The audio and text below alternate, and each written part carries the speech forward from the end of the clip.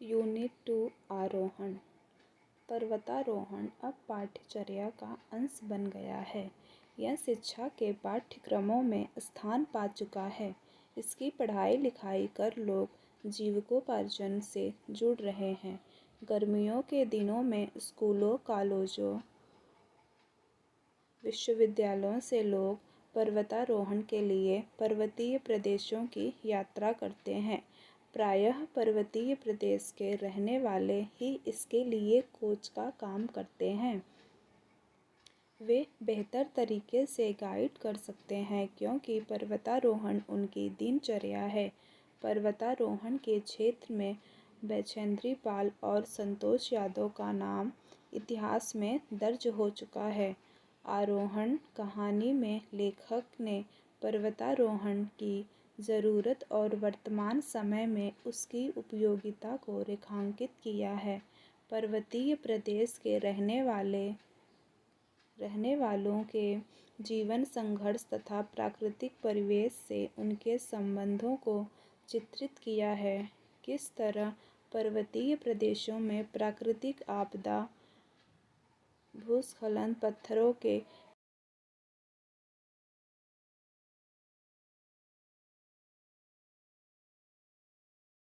उदाहरण प्रस्तुत करता है। आरोहण पहाड़ी लोगों की जीवनचर्या का भाग है, किंतु उन्हें आश्चर्य तब होता है जब यह पता चलता है कि वही आरोहण किसी को नौकरी भी दिला सकता है। इस कहानी के माध्यम से लेखक ने पर्वतीय प्रदेश की बारीकियों, उनके जीवन के सूक्ष्म अनुभवों, परंपराओं, रीति रिवाजों, उनके संघर्षों, यातनाओं को संजीदगी के साथ रचा है। मैदानी इलाकों की तुलना में पर्वतीय प्रदेशों की जिंदगी कितनी कठिन, जटिल, दुखद और संघर्षमय होती है, उसका विशद विवरण यह कहानी प्रस्तुत करती है। संजीव की भाषा शैली रोचक है। आंचलिक शब्दों, वाक्यों और पर्वतीय प्रदेश की बोलियों के जो शब्द एवं मुहावरे इस पाठ में आए हैं, वे कथानक को बांधने में सफल हुए हैं। पाठक का ध्यान भी उन्हीं प्रसंगों की ओर बार बार जाता है जिनमें लोक भाषा प्रमुख है। कहानी में ये शब्द संरचनात्मक भूमिका में है। इनसे कहानी को पढ़ने समझने में मदद मिलती है। संजीव आरोहण। बस उन्हें देवकुंड के स्टॉप पर उतारकर आगे बढ़ गई तो रूप सिंह की नज़र सबसे पहले अपने गांव की ओर उठ गई। पूरे 11 साल बाद लौट रहा था वह अपने गांव माही। एक अजीब किस्म की लाज, अपनत्व और झिझक उसे घेरने लगी थी। कोई उससे पूछे कि वह इतने साल कहाँ रहा या कि इतने सालों बाद लौट कर आया ही क्यों, तो वह क्या जवाब देगा। कोई खतो किताबत भी नहीं, पता नहीं कौन कहाँ हो, कौन कहाँ। 11 साल कम भी तो नहीं होते। एक दिक्कत और थी, 11 साल बाद भी कोई मुकम्मल सड़क न बन पाई थी। माही के लिए अकेले जाना होता तो अपने गांव के लिए क्या सड़क और क्या पगडंडी, मगर साथ कोई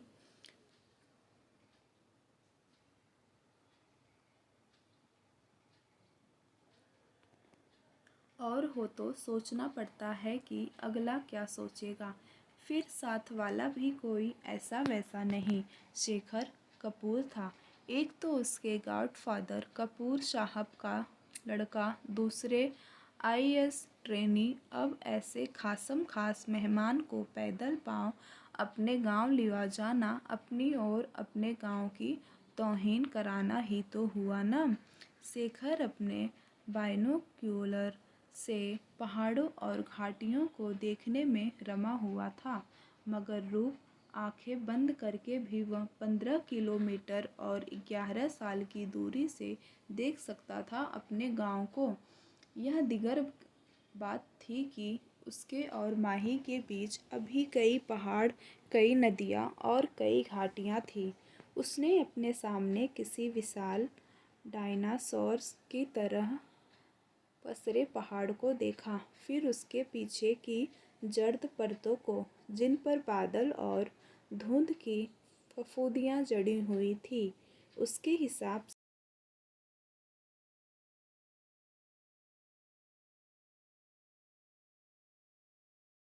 की ऊंचाई पर पहुंचना था उसे। उसने कलाई पर बंधी अपनी इम्पोर्टेंट घड़ी पर नज़र गड़ाई। अभी सुबह के 10 बजे थे, मगर पैदल चलना हो तो शाम तो होनी ही होनी है। चाय का ग्लास थामते हुए उसने आसपास की एक उड़ती सी नज़र डाली और चाय वाले से पूछा, यहाँ कोई घोड़ा वोड़ा नहीं मिलता क्या? आप कने जाना छावा, आपको कहाँ जाना है? माही, सरगी से पहले का गांव। चाय वाला अपना सिर खुजलाने लगा, फिर जैसे खुद से दरियाफ्त करने लगा, है से डाक बंगला और मशरूम सेंटर तक तो जाते हैं, लेकिन माही, तभी जैसे कुछ याद आया उसे। उसने आगे बढ़कर गुमसुम से बैठे 9-10 साल के एक लड़के को पुकारा, ओह महीप, तू वही जाना तू वहाँ जाएगा? अरे माही! लड़के ने, जो किसी बुजुर्ग की तरफ पत्थर की सीढ़ियों पर अकेला बैठा हुआ था, अपनी उदासीन सी गर्दन फेरी मगर कुछ बोला नहीं।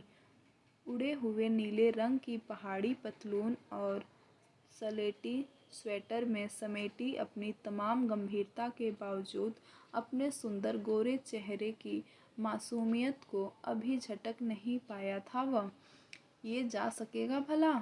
शेखर ने अपना संदेह प्रकट किया। जाएगा साहब, कैसे नहीं जाएगा? यहाँ सवारियाँ मिलती ही कहाँ है। आप लोग चले गए तो बैठ के मक्खी तो मारना है। घाट बटी झगड़ा करी के पैसा कमाना के वास्ते ही तो आई छो। चाय वाला का अनुमान सही था। लड़का वहाँ से चुपचाप उठकर चला गया, मगर थोड़ी ही देर में 2 घोड़ों के साथ चढ़ाई चढ़ता हुआ आता दिखा। मेहनताना चाय वाले ने ही तय कर दिया था। 2 घोड़ों के 100 रुपये। पेज चौथा।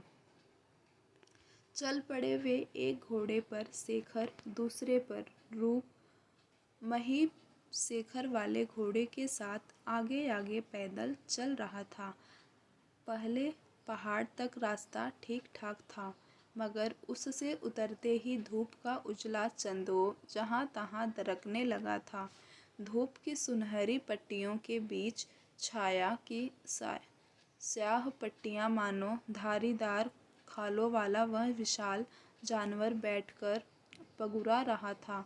पता नहीं कौन किसका पैबंद था, उजाला अंधेरे का या अंधेरा उजाले का। चढ़ाइयाँ और ढलानें, बीच बीच में जहाँ तहाँ उगे छोटे छोटे घरौंदे, जैसे मशरूम सेंटर के कुकुरमुत्तों की फसल दूर तक छिटक गई हो। सामने के पहाड़ों पर बादलों के पंख लग गए थे, जो झरझर कर उनके अगल बगल उड़ रहे थे।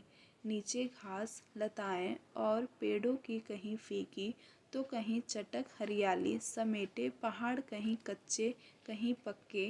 नीचे कोई नदी बह रही थी, शायद सूपीन, सांप की मारी अभागीन सूपीन। घाटी से किसी अदृश्य नारी कंठ का कोई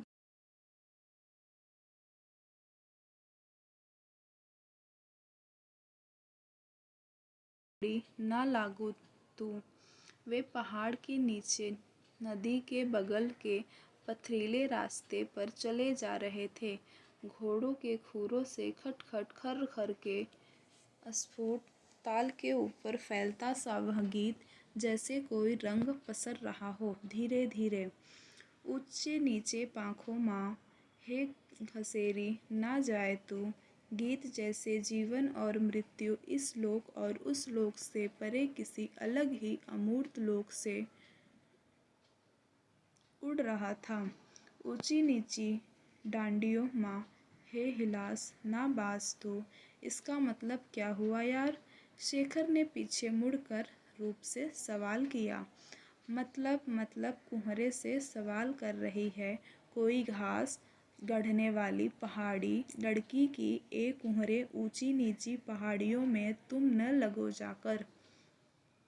इस पर कुंहरा घास वाली लड़की से कहता है कि ऊंची नीची पहाड़ियों में तू न जाया कर।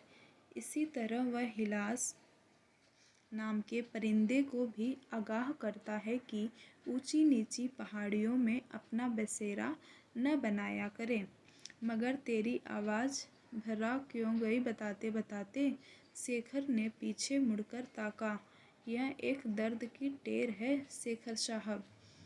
आपने वो गीत सुना होगा, बहुत पुराना गीत, छुप गया कोई रे दूर से पुकार के। पेज 5वां।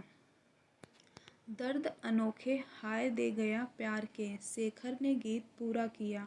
हाँ वही, ये ठीक है कि मैंने कोई बसेरा नहीं बनाया यहाँ, उड़ गया। मगर बाबा और भूप दादा ने तो कुहासे का होना क्या मायने रखता है इन पहाड़ों में?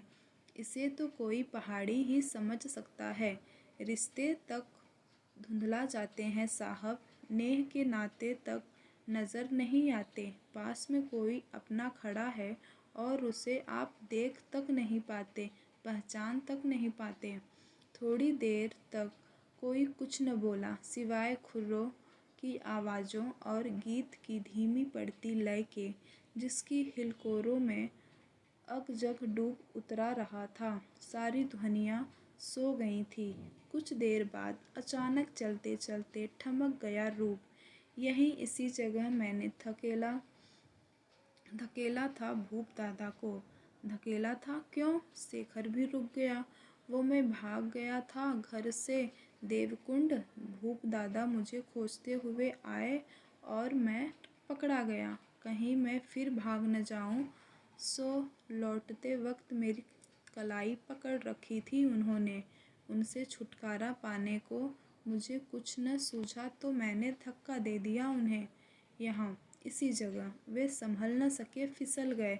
मेरा हाथ उनके हाथ में था सो मैं भी खिंच गया। इस ढलान पर हम दोनों ही लुढ़कने लगे। नीचे एक पेड़ था, अब नहीं है। उसने जैसे थाम लिया हम दोनों को। पेड़ के इस तरफ भूप, उस तरफ मैं, झूलने लगे हम दोनों। बीच में थे हमारे हाथ। बहुत सख्त जान थे धूप दादा, बहुत मजबूत पकड़ थी उनकी। मगर वे ऊपर से जितनी सख्त जान थे, अंदर से उतने ही नरम। उन्होंने समझा कि वे यूं ही अपनी गफलत से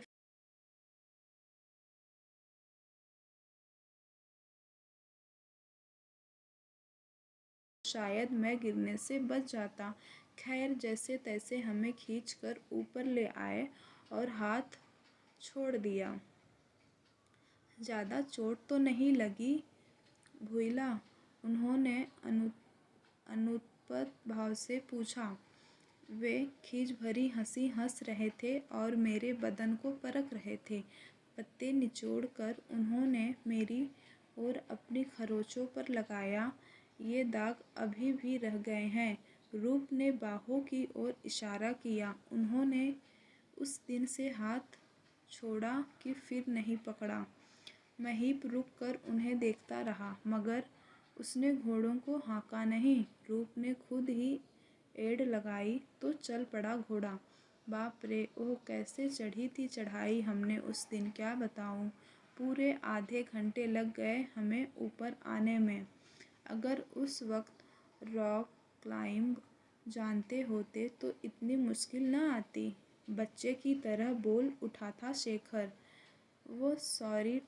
वे वो सारी ट्रेनिंग तो आपके पापा की मेहरबानी है। मैं आज जितनी ऊंचाई तक जा सका हूँ उस सब का। मगर उनसे मुलाकात तो इस वाक़ये से वाक़ये के साल भर बाद हुई। पेज 6। अच्छा मान लो आज तुम्हें इस पर चढ़ना होता तो कैसे चढ़ते? रूप ने एक उस्तादाना उड़ती हुई नज़र से पीछे मुड़कर देखा, फिर कहा, पहले आप बताइए, देखें कितना जान पाए हैं आप। पर्वतारोहण का प्रसंग छिड़ जाने के बाद न रूप को बाकी किसी चीज़ की सुध ही रह जाती थी, न शेखर को, और यह आरोहण ही दोनों का एक सूत्र से जोड़े हुए था। मैं शेखर के नीचे देखे बिना ही ऊ हाँ करते हुए प्रशिक्षार्थी की तरह सैद्धांतिक बातों को याद किया। सबसे पहले तो कोई दरार तलाशते, फिर रॉक पीटन लगाते। यहाँ खैर चलिए मान लिया, मगर अगर दरार न मिली तो ड्रिल करके लगाएंगे। बुजुर्ग की तरह मुस्कुराया रूप। खैर आगे रॉक पीटन, फिर एंकर, फिर आगे आगे डिसेंडर। नो रोप लैंडर, रस्सी की सीढ़ी। नो। आधिकारिक भाव से रोक दिया रूप ने। कोई भी चढ़ाई हो, फर्स्ट वॉच, देन गार्डनिंग, चौरस या समतल बनाना। फिर से देखना होगा कि पत्थर किस जाति का है, इग्नियस है, ग्रेनाइट है या मेटामार्फिक है, सैंडस्टोन है या सिलिका क्या है, वरना अव्वल तो सपोर्ट नहीं बना पाओगे, बन भी गया तो फ्री रैपलिंग नहीं होगी। शेखर ने रूप की परिपक्व बुद्धि पर प्रशंसा में आंखें नचाई। यस। दोनों आरोही अति उत्साही में थे। आरोहण के दुस्साहसिक अभियानों पर बहस करते करते उन्हें इतना भी भान न हुआ कि ढलान से उतरकर कब के वे बीच के मैदान में चले आए थे, और अब वह मैदान भी दोनों ओर की पर्वत श्रृंखलाओं के कसते चले जाने से सकरा होता चला जा रहा था। अब तक आपके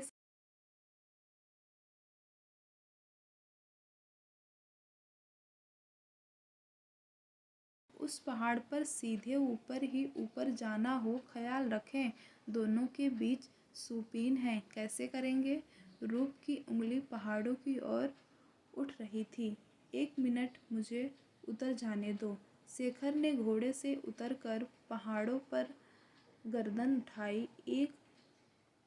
एक पिरामिडनुमा था, एक तनिक फ्लैट, जिसकी श्रृंखला दूर तक नजर आ रही थी। दोनों ही पर नीचे से काफी ऊपर तक देवदार खड़े थे, जिन्हें मजाक मजाक में वह पहाड़ के रोके कहा करता था।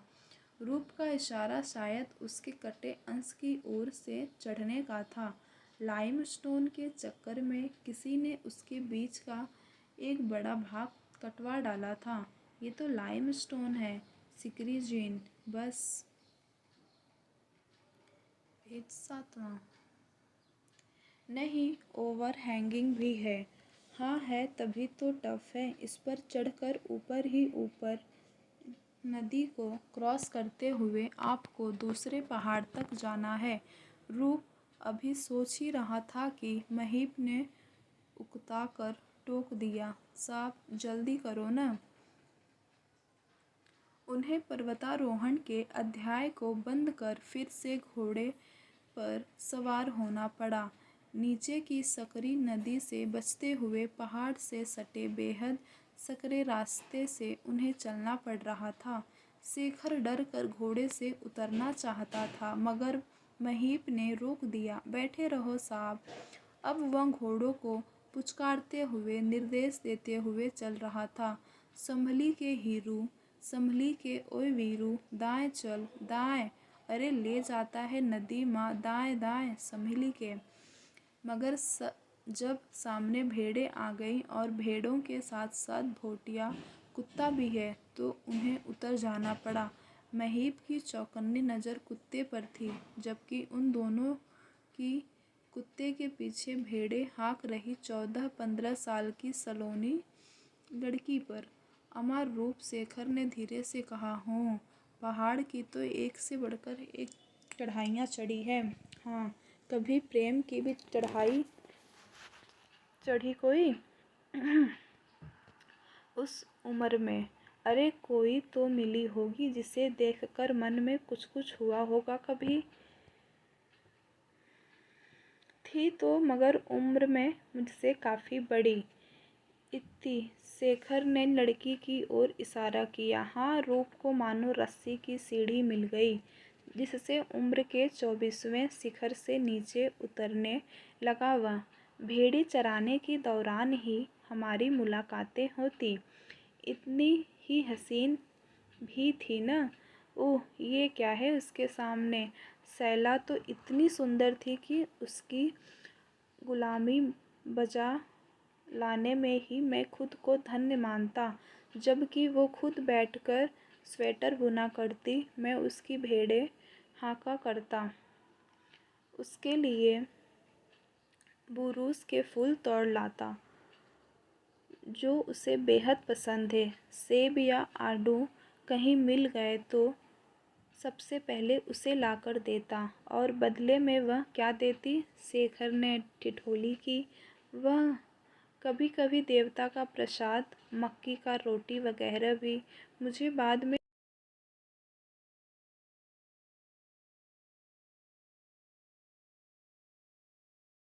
ये आती। पेज 8। वे न आते तो मुझे जिस दिन भूप दादा न आते, आखिर तक उसे खुश रखने की मेरी तमाम कोशिशें बेकार चली जाती।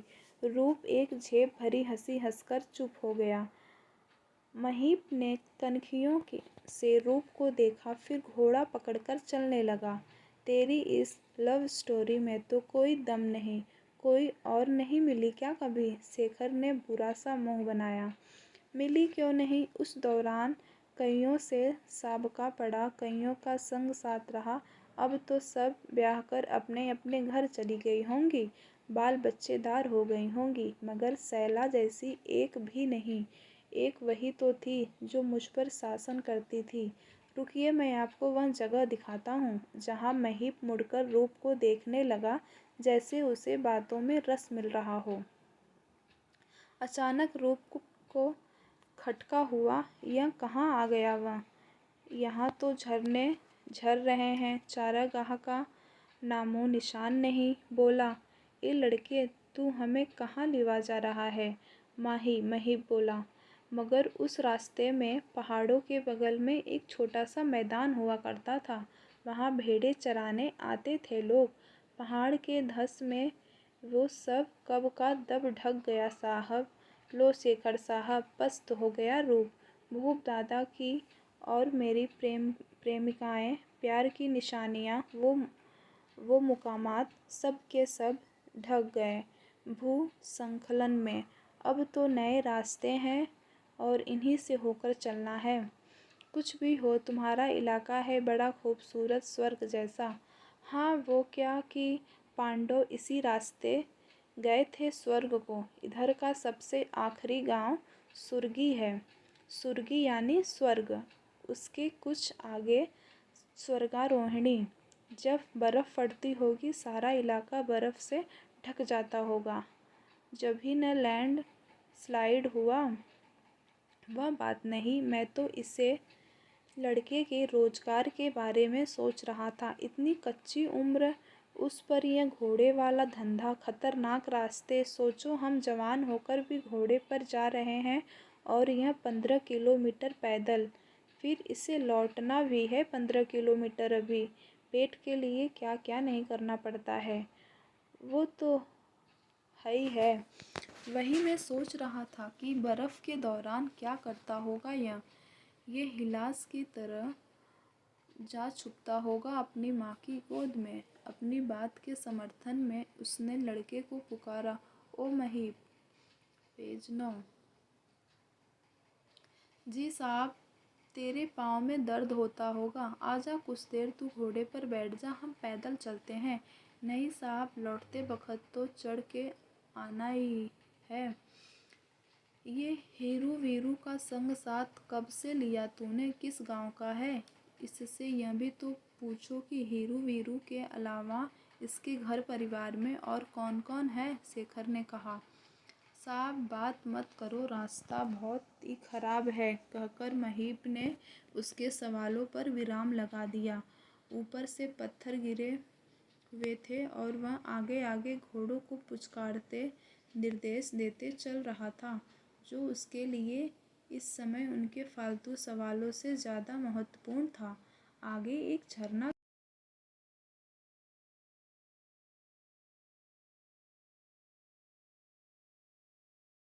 था। घोड़ों ने मुंह लगा दिया तो उन्हें उतरना पड़ा। महीप चुपचाप पानी पिलाता रहा हीरू वीरू को, फिर वह खुद पानी पीने लगा। वो भी क्या संयोग था शेखर साहब, रूप जैसे अतीत में लौट आया था। आपके पापा इधर ट्रेनिंग के लिए न आते, न रास्ता भटकते, न मेरी ज़रूरत होती, मैंने भी न वो चुस्ती दिखाई होती पहाड़ पार करने में, न वो खुश होकर अपने साथ मसूरी लिवा जाते। फिर तो हम कपूर साहब के और मसूरी के ही होकर रह गए साहब। 11 साल बीत गए, तब हम इसी लड़के की तरह हुआ करते थे। उसके मन में आया कि कपूर साहब की तरह इस लड़के को भी वापसी में साथ लिवाता जाए तो कैसा रहे, मगर ये लड़का एक ही घुन्ना है, कुछ बोलता ही नहीं। साहब इतनी देर करोगे तो हम लौटेंगे कैसे, महीप ने उन्हें चेताया तो वे एक एक कर फिर सवार हुए घोड़ों पर। मगर इस पहाड़ को हम पार कर पाते तो 2 किलोमीटर की दूरी और कम हो जाती, रूप ने शेखर से कहा। फिर रूप ने जानना चाहा। अब तो माही मुश्किल से 1.5 किलोमीटर होना चाहिए, बस उस डांडी पहाड़ के पीछे। तुमने बताया नहीं, तुम क्यों भाग आए थे अपने घर से? लड़के ने जैसे सुना ही नहीं। वह रास्ते में पड़े एक बड़े पत्थर को हटाने लगा था। पत्थर बड़ा था, लड़के की औकात से ज़्यादा, फिर भी वह पीला पड़ा था। उसकी सहायता के लिए अभी वह नीचे उतरने ही वाला था कि लड़के ने पत्थर को नीचे धकेल दिया। कुड़ गया रूप। अजीब होते हैं ये पहाड़ी लोग, रूप ने कहा, फिर मन ही मन झेप गया, वह भी तो पहाड़ी ही है। गांव करीब आता जा रहा था। वर्षों की बंद स्मृतियों के कपाट खुल रहे थे। एक और सोपीन, दूसरी ओर जंगल, पीछे हिमांग का ऊंचा पहाड़, नीचे होंगे अपने खेत, अपना घर, अपने लोग। पेज 10। बाबा, माँ, धूप, दादा और लोग।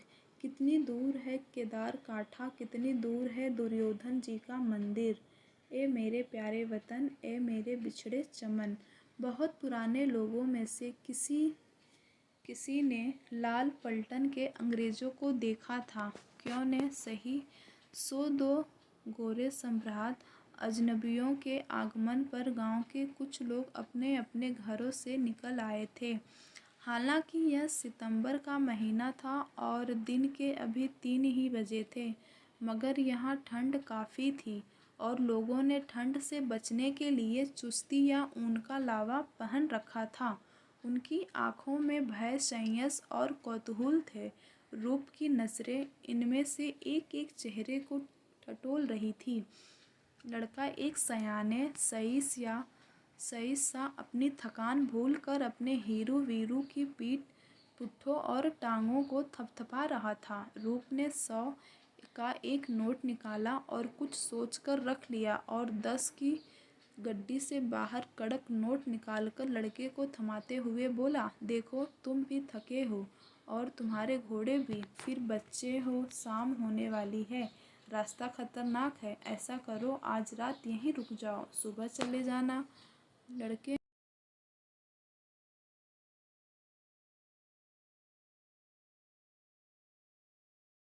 घर है, तुम्हें कोई तकलीफ़ न होगी। लड़के ने फिर भी कोई जवाब न दिया, बल्कि पीठ फेरकर नोटों को गिनने में मशगूल रहा। उसकी इस धंधेबाज अदा पर रूप ने मुस्कुराकर शेखर की ओर देखा, फिर कदम कदम चलकर एक बूढ़े के पास पहुंचा। बूढ़ा चकमकाया हुआ सा अपने पोपले मुंह और झुर्रियों के दलदल में डूबती आंखों पर हथेलियों से सूरज की ओट बनाकर उसे ही देखे जा रहा था। कने जाना छावा साहब, कहाँ जाना है साहब? रूप ने बताया, बाबा यहाँ 11 साल पहले कोई राम सिंह हुआ करते थे, जिनके भूप सिंह और रूप सिंह 2 बेटे थे।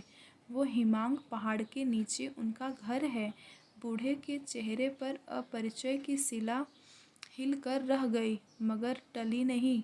तो रूप को जितनी भी गढ़वाली याद रह गई थी, उसने जोड़ने सजाने लगा। बाबा, यक भूप सिंह रूप सिंह दुई भाई होंदा छे?